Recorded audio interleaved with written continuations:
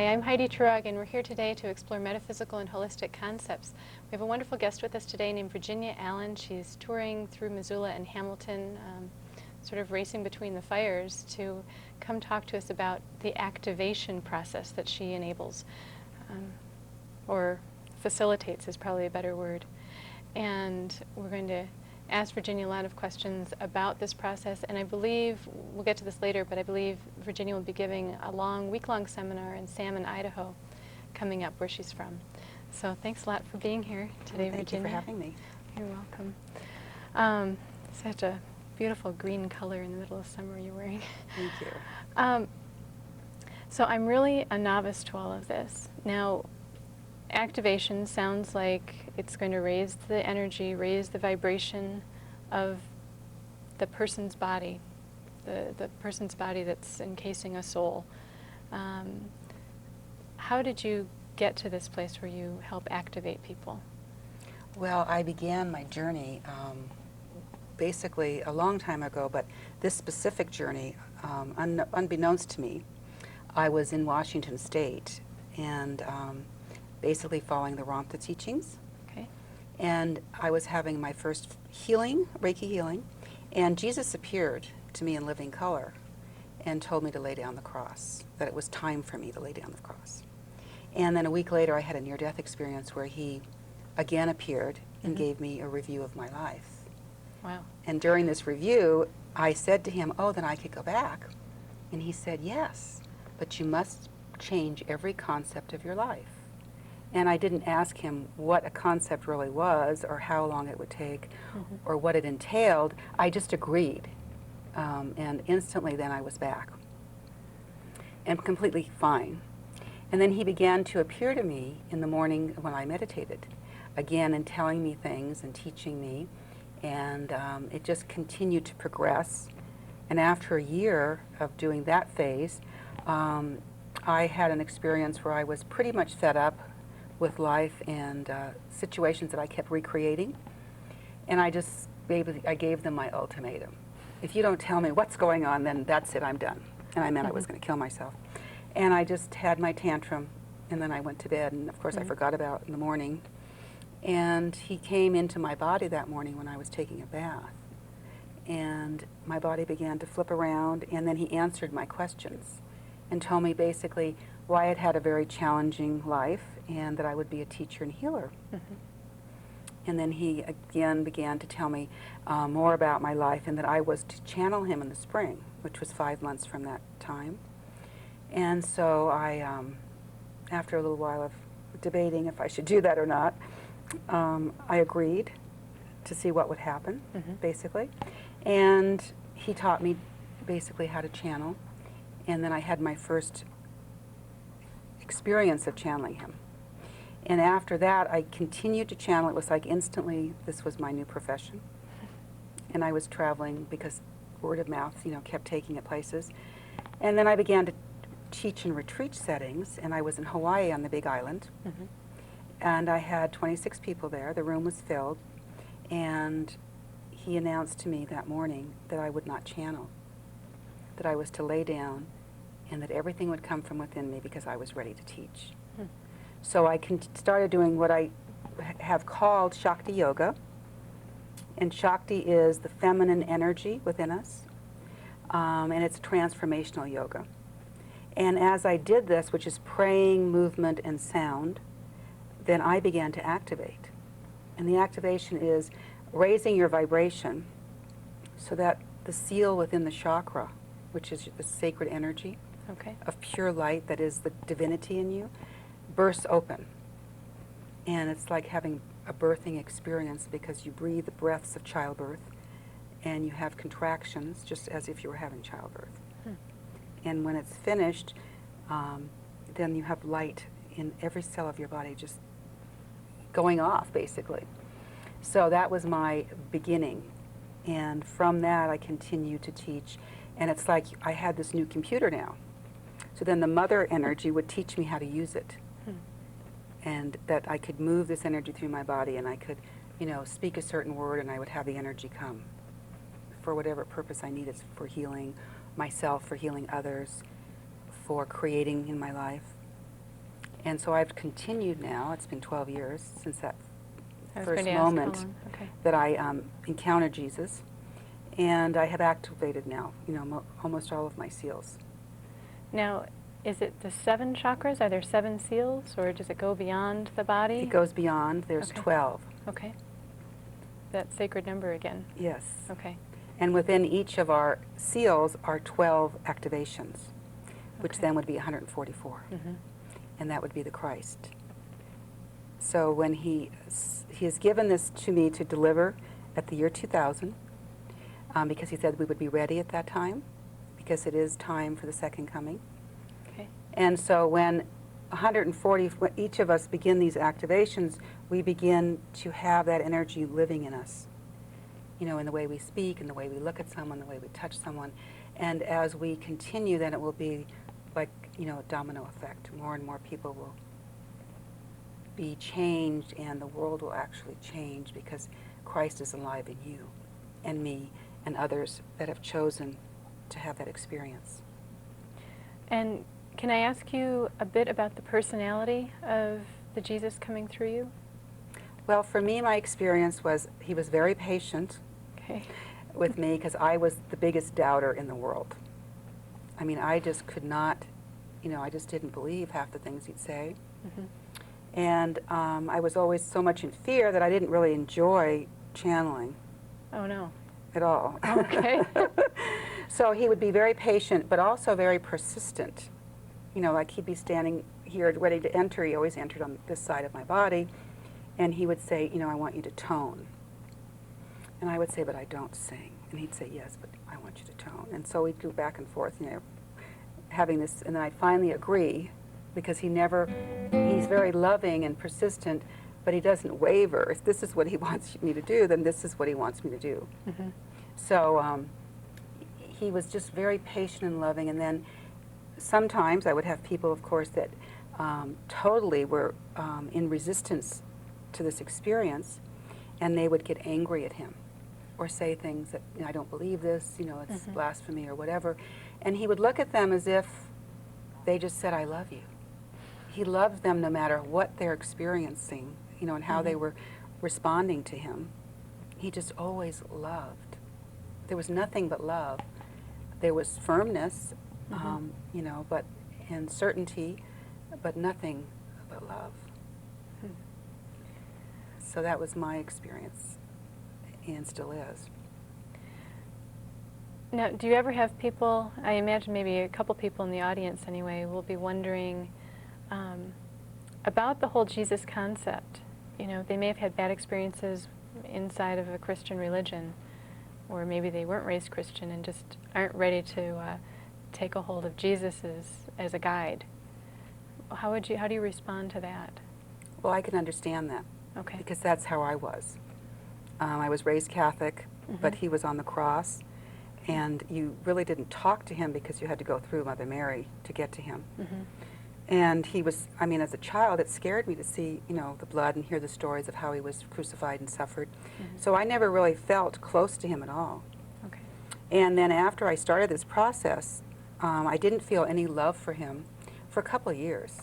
I was, I guess, in too much fear and confusion myself. And it took me 7 years to surrender to him and actually say, you are my Lord and my God, and I will only follow you. So I had a lot of my own resistance, so I understand that. And I've had people that are Buddhists or whatever, and then in my classes, he would appear to them. Oh, okay. And for me, he's a loving energy, and he's there to help us. And not necessarily to be our God, but he's just there to help us. If anyone chooses to take his hand, he always says, give me your hand and I'll walk with you, and show you the way. Mm-hmm. So he's really a teacher or a guide to help anyone who chooses to accept his help. And now, you mentioned earlier, I think this was before we started to run the cameras, about the Shakti energy, and that being the goddess energy. So, there's not Well, I should ask you, is there one Savior? Is it Jesus, or does that open up a multitude of help from other energies? Well, that's a good question. I don't really know the answer. I do know for myself that I have chosen to follow him. However, he always teaches me that my salvation is within me, Okay. that it is the God in me that will save me, and nothing outside of me. So his teachings through me have always been that I am to awaken and to go to the God in me for my answers. So after he weaned me off of, the beginning of, he would always say, go within. Okay. Here's where your salvation lies. Because he always said the Father and I are one. That's what he taught. And so this is a way of experiencing that the Father and you are one through this, prayers and movement. And I will give you a lot of time to talk about the activation process, but I just have more questions about Jesus. He's appeared to you in living color and to other people in the activation courses. Does he always look the same, or does he take on a favorable appearance for the person? Well, I haven't asked him to describe exactly what he looked like. Okay. But most of the people will say that he is very much light, and he has beautiful blue eyes, and that's they capture you. When I saw him, he's young and beautiful. He is not scarred, bleeding, suffering. He is radiant light. So the light sort of captures you. And that's similar for everybody that's seen him? Yes. Okay. And did he teach you the Shakti Yoga, or is that something you learned from somewhere else and enhanced upon it? Well, in the beginning, he would tell me that the toning was important. Okay. And when I channeled him, he would start all his classes with being in service to the God within you. And we each had to say our intention, that we would live intentionally in alignment to God's will. Okay. And that's how we begin the yoga and the toning. And then he would, tell me to do these movements and to do the prayers. So I would do this on my own. And then I began to teach it to others. And everyone enters a beautiful space of peace and oneness through the process. And then as I activated, then my own divinity would give me something else. So then I was teaching from within me. And that's the purpose, that everyone has something that is divine that they can bring to the world. So when you can tap into that source that is your essence and your gift, then you can give it. And all of this, I'm just thinking about on a scientific level, the whole concept that everything begins with vibration. Yes. All of matter and possibly intent and thought and everything else begins with vibration. So you're dealing with toning and the movement of your body and prayer, which is, again, sending a vibration out. It almost sounds like you're tuning yourself like an instrument to be in tune with the person you intended to be at birth. I don't know if that's a good analogy or not. Well, it is, and we're also doing all three of these together, and then the breath starts, spontaneously. Okay. Is that we are raising the vibration. And as we raise our vibration, that's what creates the activation. Okay. And once that is activated, then of course your vibration goes to the next highest level, because you have pure light starting to move through your body. And I don't know if you've been asked this before, but why is now the time? Well, we've reached the year 2000. Okay. And this is the time. We're ready. Everything is in place, you might say, in all dimensions. And the world is at a place that it really needs to change. We have created a lot of, you might call, messes in all parts of our world, in all of our schools, our hospitals, our pollution, and in every aspect of our way we live. And so change must come, or we will no longer exist. Basically, period. Yeah. So getting to the God within, not just getting there, but being with the God within and raising the vibration, do you think most of the messes will just sort of dissolve, or the answers will become really clear really quickly? Yes. It's like, you know, maybe you're here to do exactly what you're doing, which is bringing the truth to the world. And so as your divinity begins to express more fully through you, then new ways will come to you. If you are somebody that's supposed to clear up the environment, it's like you will wake up one morning and from within you, you will know that this is the thing to do. If you're a teacher, you'll know this is what I must teach the children. Okay. So each of us will bring the specific gift we have to change every aspect of our world, because it comes from your purity, who you really are and why you really are here. And this is one of the things that people grapple with a lot. You've just brought it up for me. If they're not doing the exact thing that they were meant to do, they come here thinking, I know I've got a reason, I just can't figure out what it is. And you, again, think that by going to the God within, those purposes will become clear. Oh, yes. Okay. And it's changed your life. Definitely. How long did it take you to clear up all this stuff in your life? Well, I'm still in the process. Okay. You know, I think it's ongoing.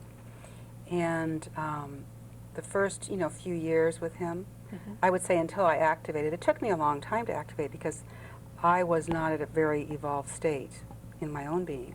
You know, I had a lot of emotional healing to do. Okay. So I started with him in '88 and I didn't activate till '93. So that's a number of years. Okay. But now, when people are in the energy, I'm activated so then I can help them to raise. Okay. And then there's other people that might be there that are activated. And so it's like we can spark the light in you more Okay. rapidly than if you had to do it all by yourself. Okay. And when you say we, you mean you and Jesus or other people that help you out? Or? Other people that would be there Okay. that have already had this experience. So you already make the space of a high vibration before the people even walk in? Yes. Okay.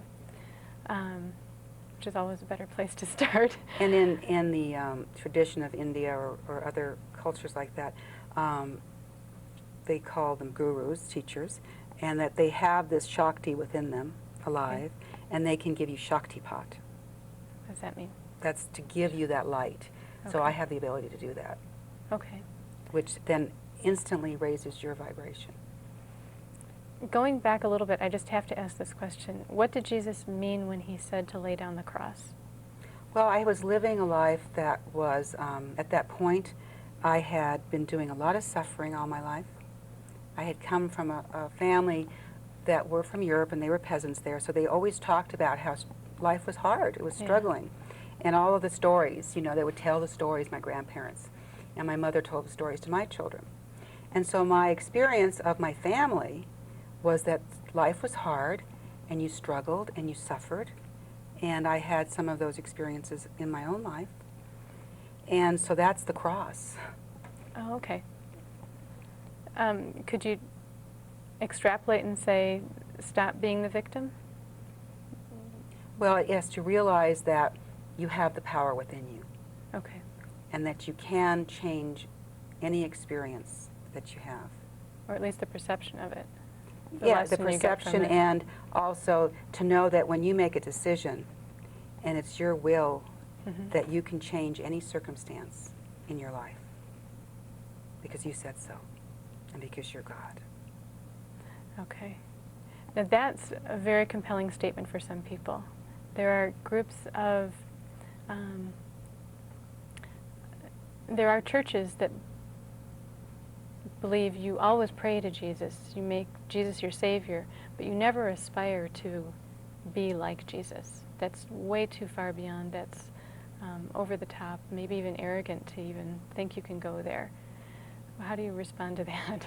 Well, that's exactly opposed to what he teaches me Okay. and through me and through this work, that you are, he always said you would do greater things than I. Right. That is in the Bible. So that's what it is. It's like, yes, you have something to do. And, you know, we all have something to contribute. And later on, we're going to take one break in a little while, and after that I'm going to ask you to demonstrate one or more of the 3 activation processes. Now, you do have a book, and I wanted to show people this, if I may. Mhm. Okay. Some Activation of the Sacred Seals by Virginia Allen. And I imagine this is on the internet, right? Yes, it is. And maybe in bookstores? It is in yes, it is in Okay. town. It's in bookstores. Okay. And is this channeled, or did you write this after you'd been told you are now a teacher? Well, there's a lot of it is what he told me. The wisdom is in it of each phase and why you would do this and what happens when you do it. Okay. So that's all channeled. And then the prayers and the illustrations are from me and my experience. So it's a combination of my experience and a few others, that have contributed, and also his wisdom.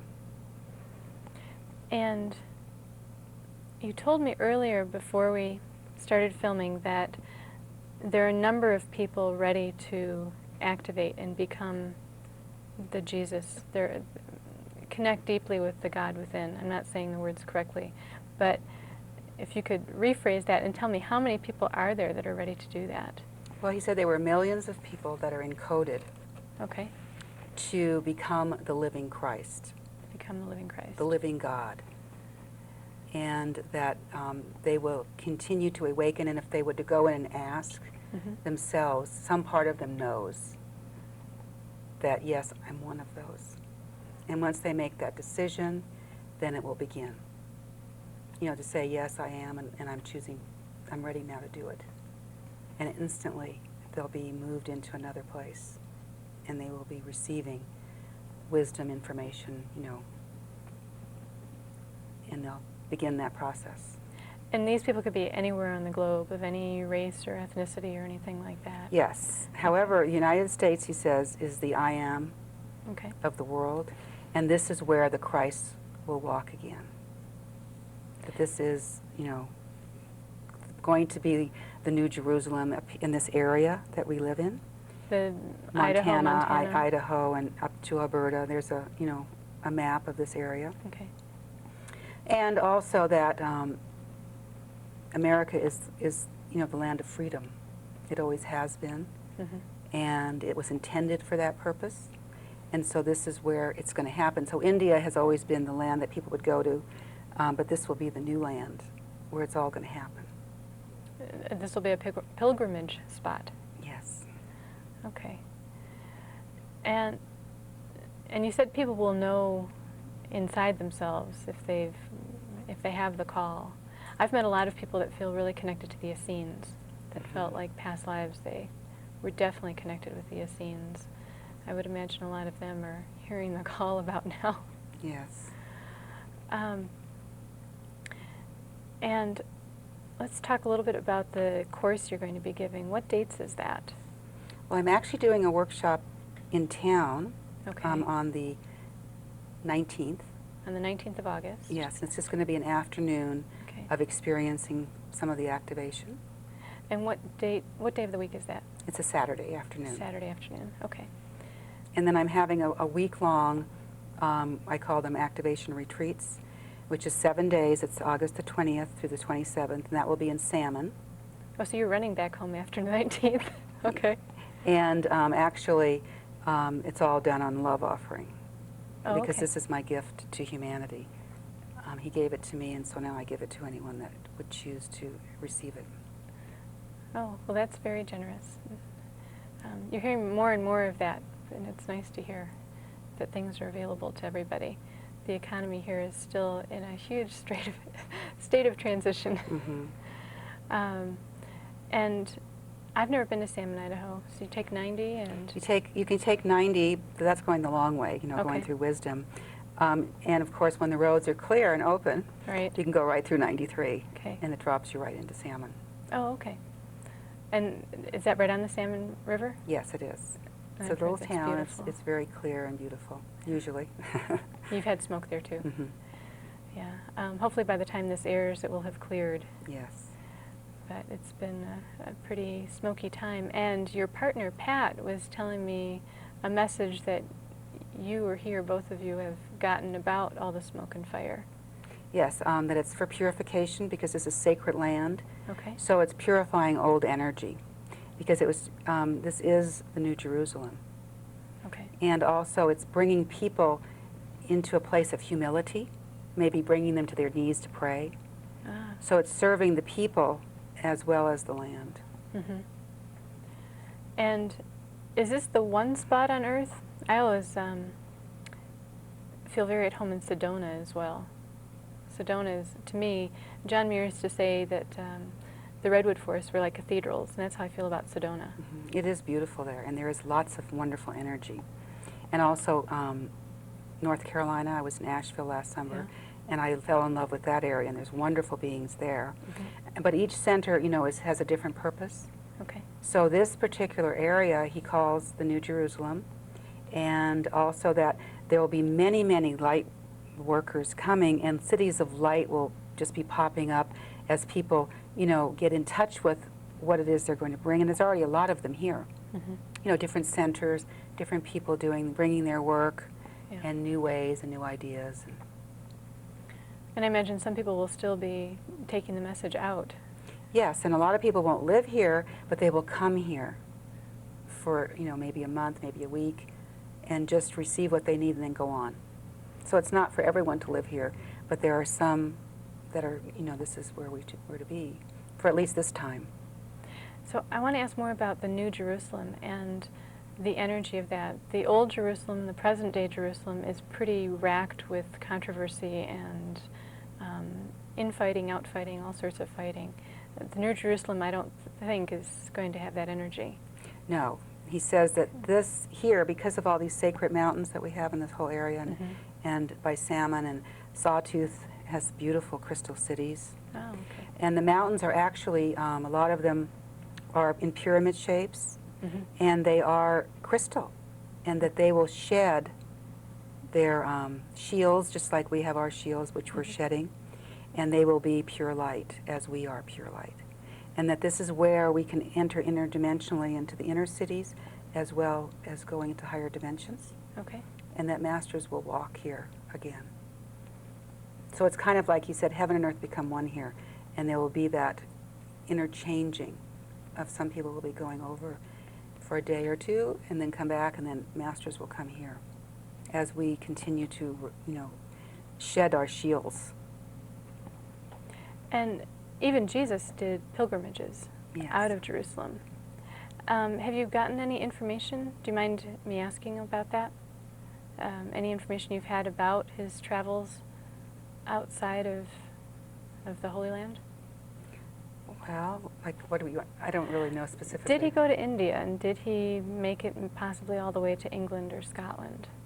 I know that he did go to India, and I know that he traveled before he was doing his teaching, that he traveled around the world, and he went to all of the places and learned from the Druids and learned from you know, in India and wherever, and he took the truth, because all of them have the truth, Okay.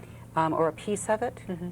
He took all of that information, and then he created his own way of relating to it and way of accessing and healing his unconscious mind, or we might say ego, Okay. and becoming fully who he was. And basically, that's the message he tried to give, and he still is, that you can do this. It's for all of us, you know, that the Father and you are one. And that does not mean there's no feminine either. At that time, to say the mother, it wasn't as accepted. Now we say, you know, Mother God and Goddess. And Right. so it's all of God, the feminine and the masculine.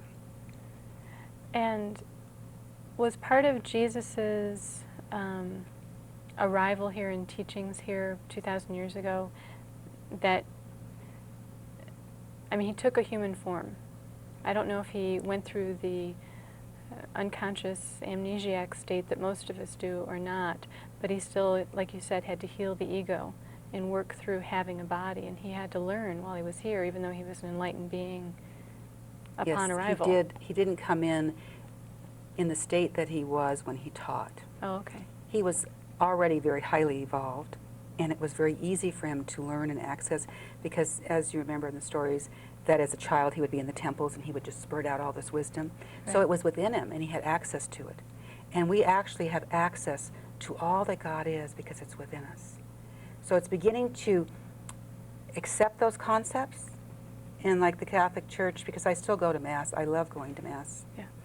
And the priest I was attending a church in Palm Desert daily, actually, he was reading to us what the Catholic Church brought out, and he said that we're all anointed as Jesus was anointed.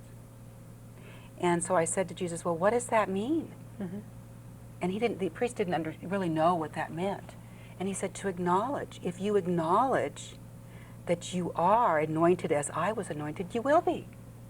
So it's like, okay, wake up and say, yes, I am the anointed one. I have access to God.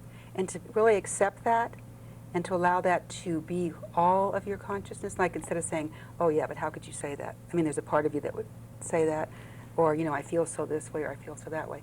So that's healing or transforming all of those thoughts so that you can become fully aware and acknowledge that in every moment of your life and not go into doubt.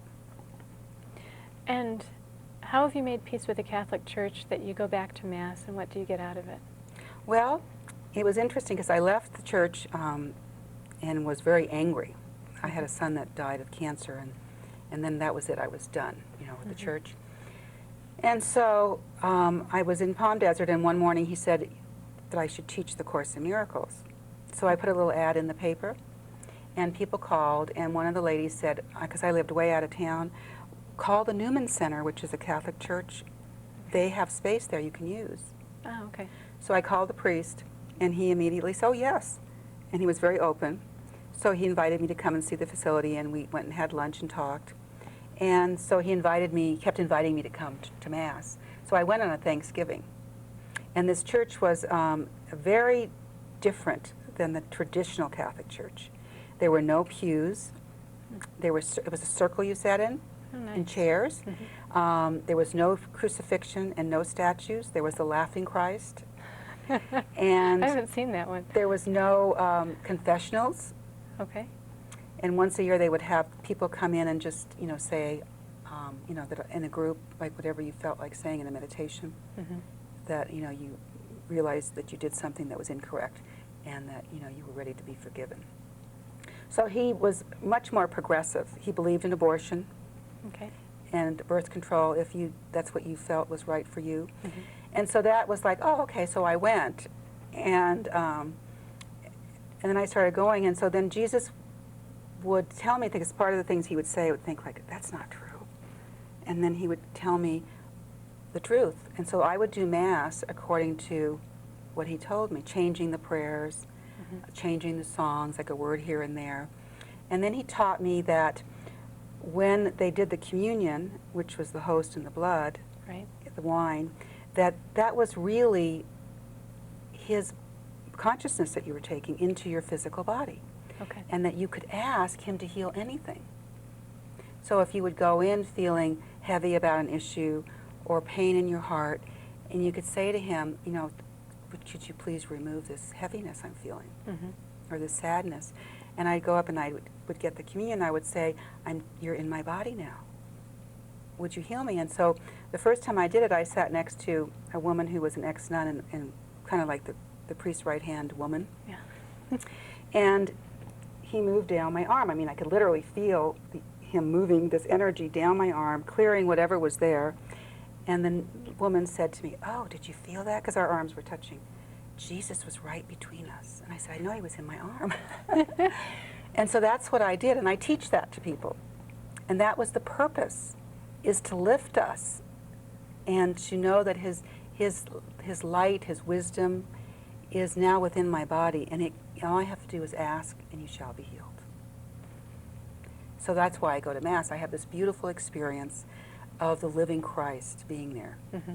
I'm not waiting for him, to come back again. He's here right now.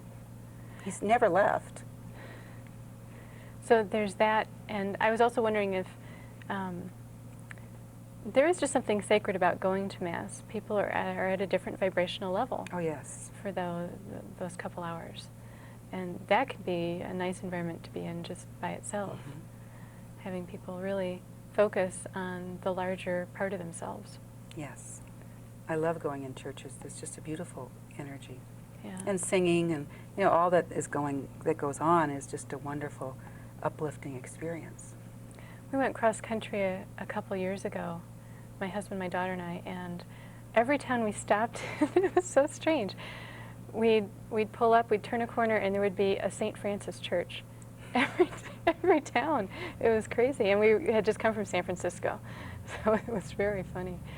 And, well, we all have a lot of Sag energy, a lot of connection with animals, so that was a lot of fun.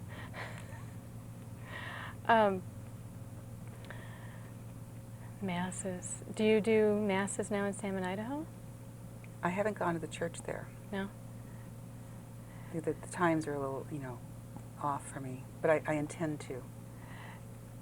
Are you at the point where you could open your own church? I could, but it's not what I'm supposed to do. You haven't been called for that? No. Will there be more churches, do you think? More churches of tolerance and free thinking and... Yes. There will. We might call them New Age or New Thought churches. Mm-hmm. And I've noticed that a lot of the churches now are not particularly having one minister, Right. but they're allowing people from the community. I went to a church in Hawaii when I lived there called it was New Thought Church. Okay. And every Sunday they would have somebody in the community present their gift, which may be a meditation, it might be singing. They would have people that would come on the island that were, you know, teachers or authors come. And so it was always fresh. It was many different viewpoints and different ways to experience the presence of God. Mm-hmm. And I feel that, you know, maybe that's another way of getting away from just one person being up there, but that we all have something, again, to contribute. And we're going to take a short break coming up, but I want to really thank you for being here. It's a joy having you here, and I hope everybody stays with us after the break to listen to more of Virginia and what she has to say. I'm going to be asking more about the activation of the planet itself, so please stay tuned for that.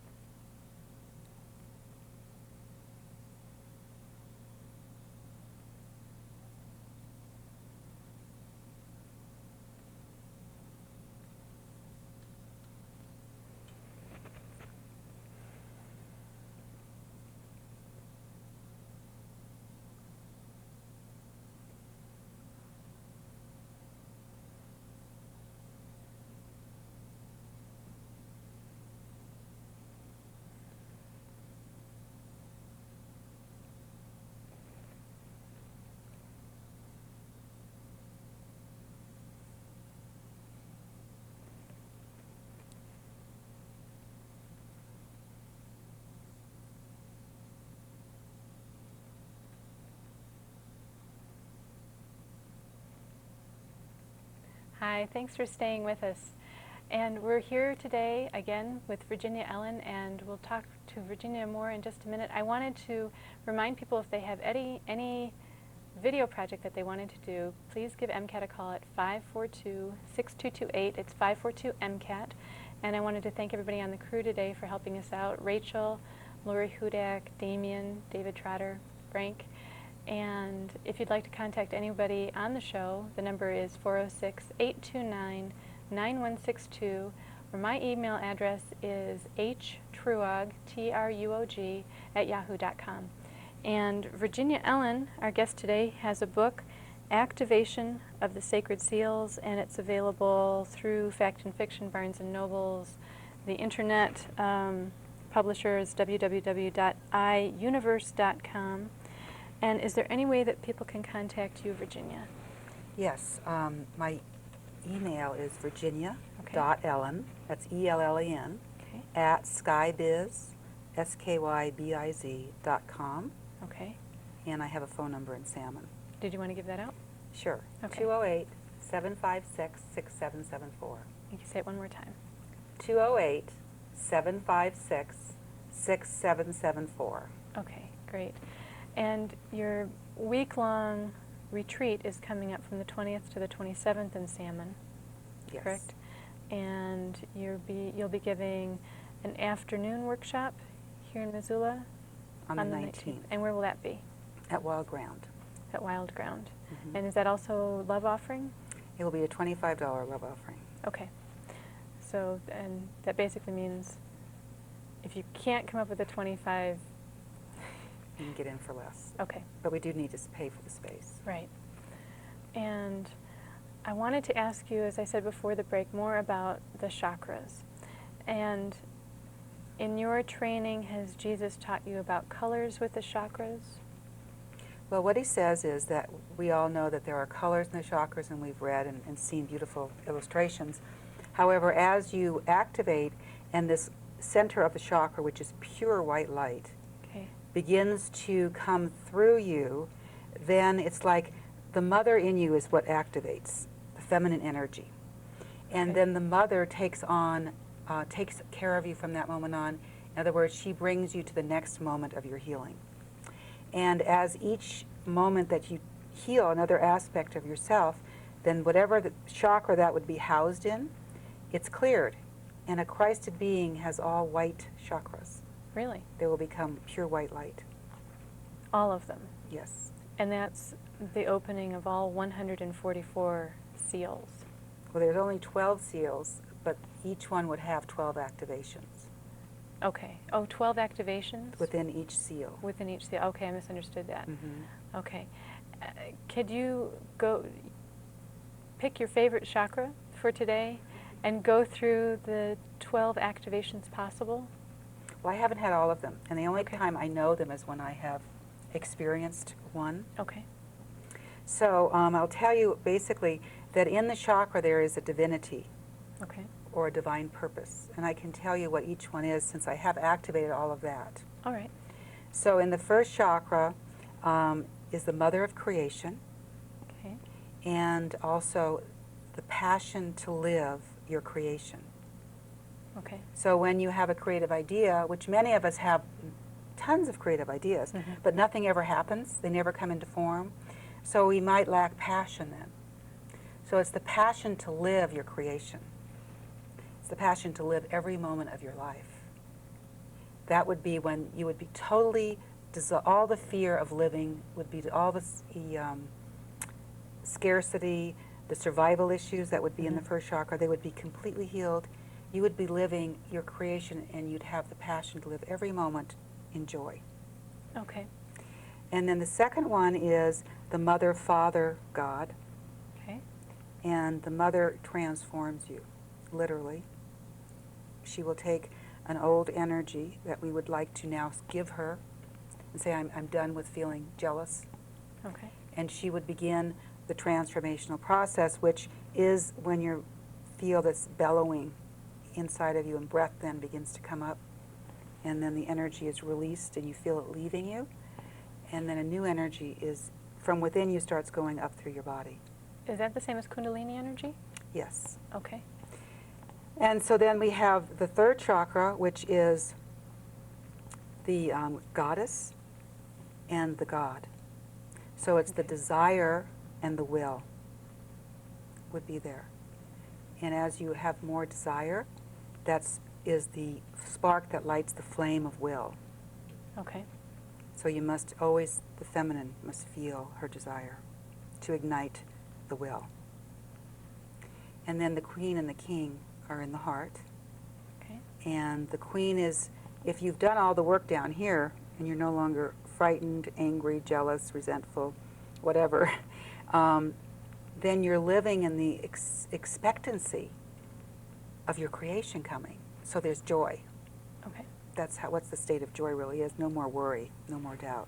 So you're just expecting good in your life. That's the queen. And the king creates his dominion, sort of, over for the queen. So the male is always serving the female in each chakra. And then Okay. the throat is the priestess and the priest. And there, of course, the priestess is fearless, and she's willing to say the truth and to be absolutely willing to rock the boat, but she has great causes.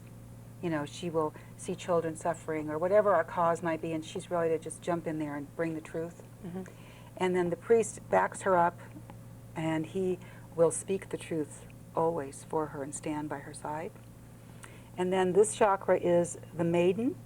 When you've returned to your purity, you are the maiden. You're pure in your emotions, you're pure in your intentions, you're pure in your mind, and your body's pure. So you're sort of vulnerable in purity. Right. And so then you have the knight to protect you, and that's the male. And he lives his life in honor and sets his own code of honor to protect the maiden. Okay. And then the top is basically where you have realized your divinity and you know who you are. So you become a noble being, and nobility means that you know who you are. So a king or a queen was born as, you are the son of the king, so you're then going to be the king. You know you're special, you're the prince. Okay. And so they always grew up sort of knowing that, well, I'm the prince, I'm going to be the king. Uh-huh. And they had this feeling of nobility. So when you know, yes, I am divine, Mm-hmm. I am the daughter of God, then you would know who you are. And so there is no gender. You have become one. You've become Okay. the spirit, the light. And so there's no gender here. It is just to know you're divine. And have you activated the seals in the other 5? Yes, I've activated the 8th and the 9th. Okay. And those are more of, I guess you would say, etheric or more in tune with the earth. So it's like knowing, activating, becoming one with the energy of the earth. And the earth actually activates also. She does. Yes, and Okay. we know that. I mean, we're having earthquakes, we're having volcanoes. Those are like eruptions and Mhm. healings, and she is going through the same evolution that we are. So you get more in tune with that.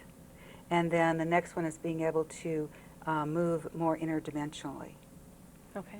And as you do this, then we have centers of communication that are within us. So you would also activate these centers where you could know what another person feels and thinks. You become one with them. All right. So different ways of communicating are open to you, and also communicating to the earth and knowing our environment from a place that is sensing it, rather than having to read in the paper something Right. that we know there's a fire here or whatever. Like we would sense it as if we know it from a different way. Okay. So those are ways of communicating information to us. And your central nervous system is the vehicle that begins to expand, because the central nervous system is having this energy shooting through it all the time. Your first seal activates, and then as it goes through, it's through the central nervous system, it sends this current of energy that is from within you to the brain, and the brain activates. So the brain begins to activate because the seals are activating. So the central nervous system then is the conductor or the passage that all this energy goes through. Okay. So your development of your central nervous system occurs. And depending on, we all have different nervous systems, so some people experience it a little more intensely than others. And you can go to a homeopathic doctor and find out what you might need for your central nervous system and to help the body. And so there's just many things that occur physically within you, and you begin to rejuvenate because you're holding more light. And all kinds of, it's like the mysteries of God, the awe and the wonder of God is happening right inside of you. So there's a lot of physical changes that occur as we activate. And you have the eternal flame within you. It's in the first seal, and that basically begins to burn away. And you feel like you're on fire in your body, and it's burning away the old energy. And that's like the earth is burning now. You know, it's basically very sacred, that it's purifying the sacred land. And what are the, going back to my thing about the multiple activations for one chakra, could you give me an example of a few different types of activations, say for the heart chakra? Well, I'll give you my experience of when the heart chakra activated in me. Okay. Generally my activations occur, in fact all of them have, when I'm teaching a retreat, either an activation retreat or another retreat. When you're doing what you're supposed to be doing. Yes. Okay. And so this was, because during these activations people can become certified to teach this, so that everybody can, you know, get this energy to activate more rapidly. Okay. And so I was doing this, and it was the last day, and so that day the people that choose to would do the, lead us in the prayers and the toning.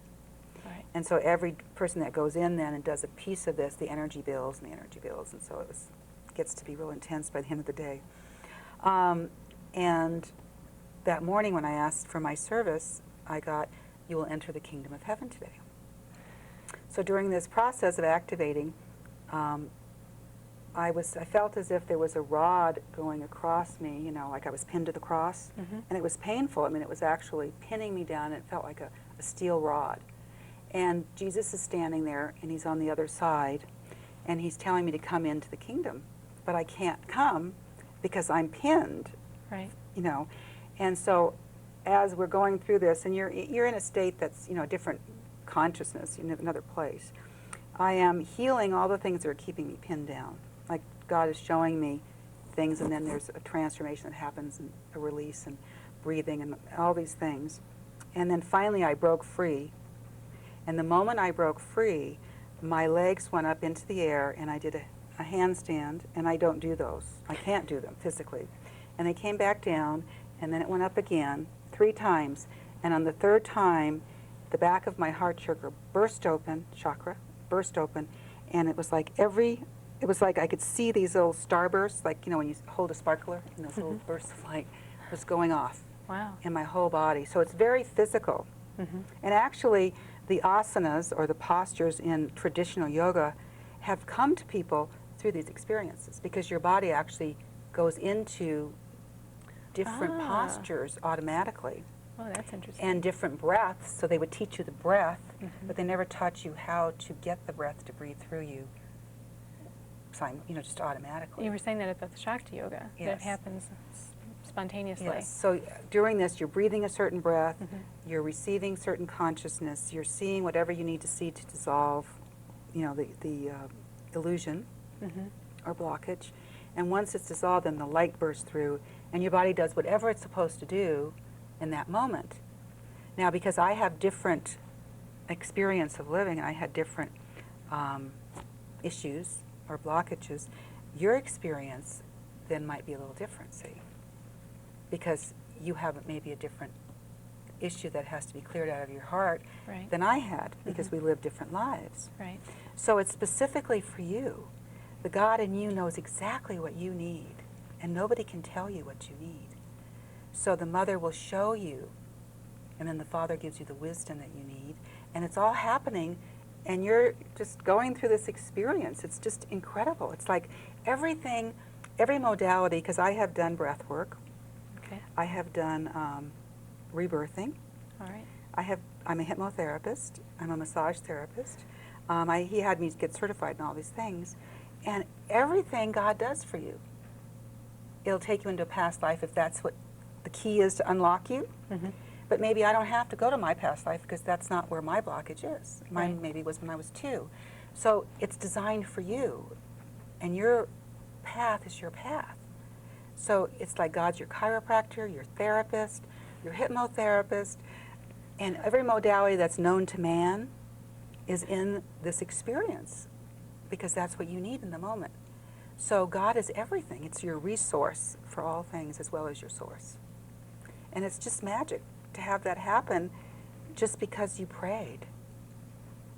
And just because you asked. I'm giggling. It's a lot cheaper than an HMO. Yes. So it's the awe and wonder. It's like, and the reason I kept doing it was because it was like, oh my God, I can experience this? Yeah. You know, this is so incredible.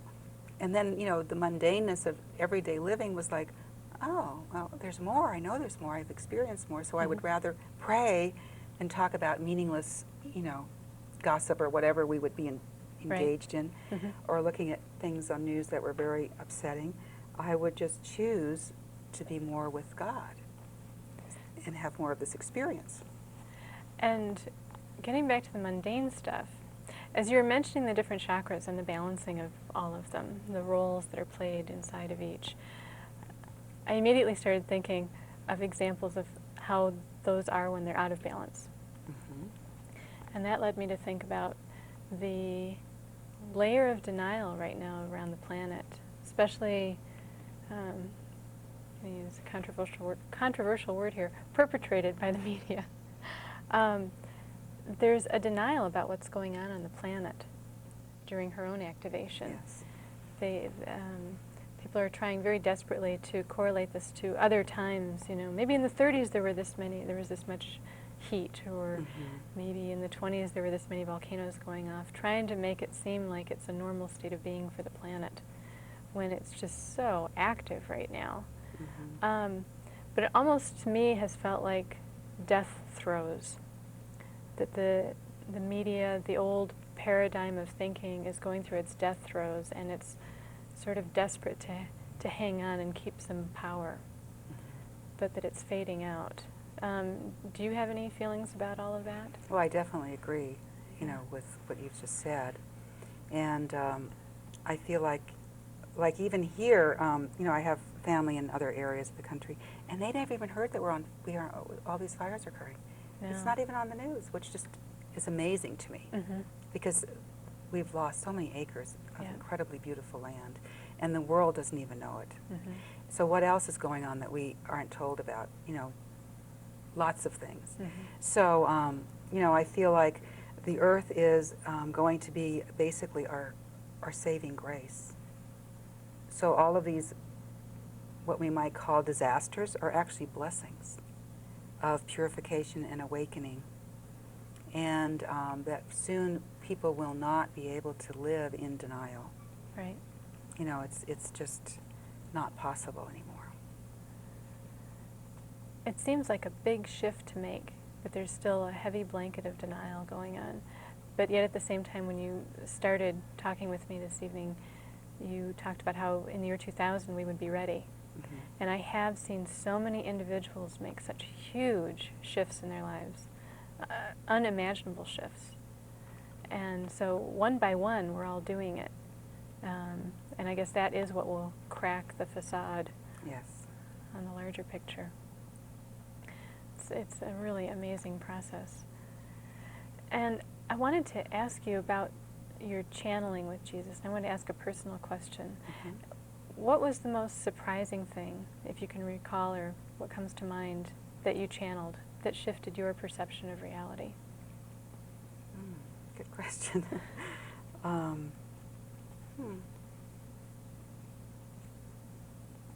Well, I didn't have like an instant shift, number one. It was just a progression of my awakening and healing whatever I need to heal to raise, come out of denial myself.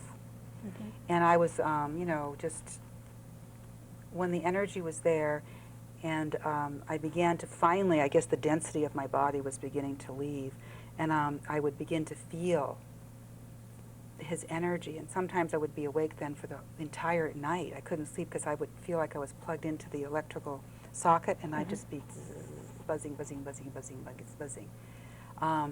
So it was a kind of an evolution. It didn't just like the first time I channeled him, I was healed. Right. I had to do my own work, which of course he led me in, and he would lead the group in. So there wasn't one thing I can say. But once I started feeling the energy in my own body, then I could begin to believe it more. Because sometimes it felt like a dream. It's like when you're channeling, you're in one state, and then when you're living your life, and of course, my family thought I was, just poor thing, she's lost it. Right. And so there wasn't any emotional support or even a way of communicating my experiences. And so as I have developed, and I know this is true, and they've seen the change in me, our relationship, it's okay now. I'm okay in their eyes. And do you think part of that is healing whatever perception you had of your relationship with them? Yes. That seems to open up a lot on both sides. It may only be happening on one side, but it seems to really do a domino effect or something through a whole family line. And also my accepting that this was worthy, that this work was important, that I was important because I was a human being. So my own self-worth was raising also. And how long have you been doing the activations for other people, the group teachings? Well, I guess I was always doing it, but I didn't really know that's where we were going. Because I taught the yoga at all of our retreats in the morning, and then I would channel in the afternoon and evenings. And so I was always doing it. So I started doing retreats in 1990. Okay. And then in 93, I had my own activation with a group, and most everyone activated at that time. When Jesus told you were a teacher now? Okay. And so from that point on, I have been teaching and channeling less and less and teaching more and more. And, and I'm not afraid now to say what I feel and know is the truth. Before I couldn't have done that. Right. Because it was too frightening. I couldn't sit here now on TV or with you and say all the things I've said. But it's just natural and normal because this is what I believe, this is what I know, this is who I am. 7 years is a sacred number too, astrologically. You're coming into a Saturn aspect, which means you've gotten that much level of wisdom in whatever endeavor it is. You've reached a level of mastery with it. And you said that you would share with the audience part of the activation process, and hopefully this carries well over the airwaves and people will feel it in their homes. And which have you decided to share with us? Well, I'm going to share Holy Communion, because we can do it sitting down. Okay. And when I first began to channel, this is what he brought us. Every event he would have people come into the state, which he calls Holy Communion, he says, is communicating directly to God. Okay. There's no middleman. It's just you talking to God. And that's what Holy Communion means in his, what he taught me. All right. So the first thing we're going to do is we're going to basically bow twice. And the first time we'll bow, and you would just bow like that, is to bow to your humanness. Okay. So you're bowing to your, whatever is going on in you in the moment. We all, of course, know we have fear. So you'd bow to your fear. You'd bow to the part that doesn't believe, or that's in doubt, or is afraid to come out and say what you think or feel. And you bow to it because you must accept all of you, because all of you becomes the Christ. The ego becomes the Christ. The unconscious becomes the conscious. So in order to have that process occur, you must accept it and love it so that it can come up into your heart center. And actually, the energy you feel, there's pyramids in your chakras. Okay. So there's actually 3 pyramids that generally are facing down, one in the heart facing down, one in the heart facing up, one in the throat, one in the third eye, and one above the head. Now when you meditate, generally you feel energy coming down. And that's when these begin to come down into your heart. When you bow to these human personality self, and you begin to love it, then the energy comes up into your heart. So as the energy comes down and the energy comes up, you create the Star of David, because these two pyramids flip, and you have the Star of David in your heart. Ah. And that begins the Makaba body that begins to spin. Okay. So that's the process we're going to do. And we tone, so I invite you to tone with me, Okay. anyone that's choosing to listen and participate. And so basically, at the end, I'm going to ask you to say to God, because you are going to open the crown chakra. Okay. And he says you enter this, a fountainhead will come up, and you're going to feel energy coming around your body like this. And you enter the light. And you'll feel, I used to feel like it was expanding, and there would be like a cone on the top of my head where my crown chakra would open. You've seen pictures where you see that in pictures. Right. So that's kind of, so you enter the kingdom of light, he would say. Okay. And when you enter the kingdom of light, you are one with the noble mind of God. All right. And you would ask then this mind of God, what do I need to know? And if you have something specific, like what do I need to know about my job or my health, or something in your life, then you would ask that. And the communion is when you receive the answer. Okay. So he would say you should hold Holy Communion every day. So what we're going to do is we're going to be opening up these passageways, because this energy should be coming out the top of your head all the time, coming back down and up. This is a flow that when you're in that flow, you just feel incredibly beautiful. And the energy is pristine. It's very delicious. So God's very sensuous. So this is a very sensuous experience. Okay. Because when you are sensuous, you're sensitive to yourself, to others, to life. Mm. So that's what sensuality truly means. It doesn't mean anything to do with sexuality. Mm-hmm. And we know God is our sexual energy, so this is all awakening within us. Okay, are you ready? I am, and I hope you'll excuse me. We only have about 3 minutes, if that's okay. We'll do it fast then. Okay. I'll try to get through in 3 minutes. Okay, God, we only have 3 minutes. All right, so let's tone a few times. Okay.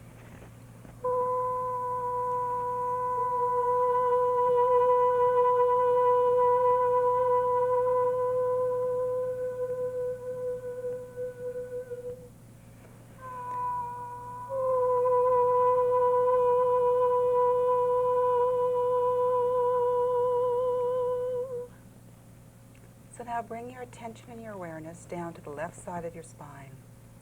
And with your mind, with your thoughts, I want you to direct the energy up the left side of your spine. Pull it right up into your solar plexus. Now pull this beautiful pink light into your heart.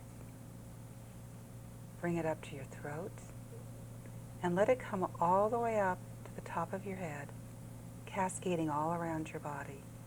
Your feminine energy is God. Just feeling your energy and saying, I accept that I am indeed the feminine energy of God. And now bring your attention down to the right side, directing the male energy up into your solar plexus, into your heart, into your throat, and all the way out the top of your head, cascading all around you. And as you feel this energy accepting, I am the masculine energy of God. I am all that God is. I am feminine and masculine. I am whole within myself. And now I bow to my humanness. I bow to my fears. And I love my fears. I love you, fearful one. And I will wait for you as long as it takes, because you are coming home with me. You are coming to God, for you are God.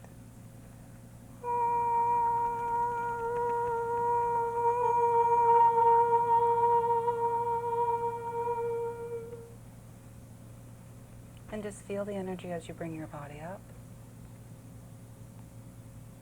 And I bow now to my divinity. I bow to the Holy Spirit within me. My true essence is God. And then just let your body come up and tone.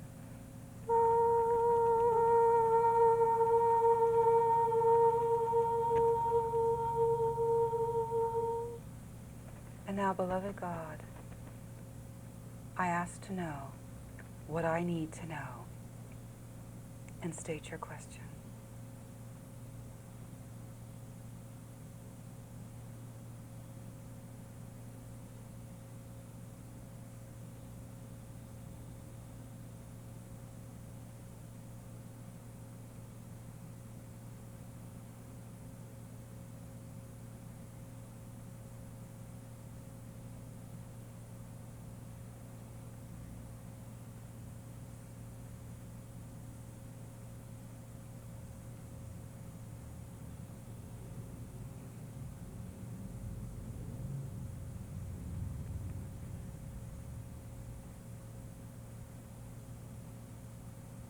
So peace be with you. Namaste. Namaste. Thank you. That was really beautiful. And I hope also that it's come across the TV how much you just glow. You just have light emanating all off of you. It's a really wonderful presence to be with. And thank you very much for being with us on the show. Thank you for having me. And thank you for bringing your friends with you too. They're a wonderful group you're hanging out with. And also, thank you Rainbow Zen for the beautiful outfit tonight. And thanks Missoula for tuning in. And we'll see you next week. Thanks for being with us.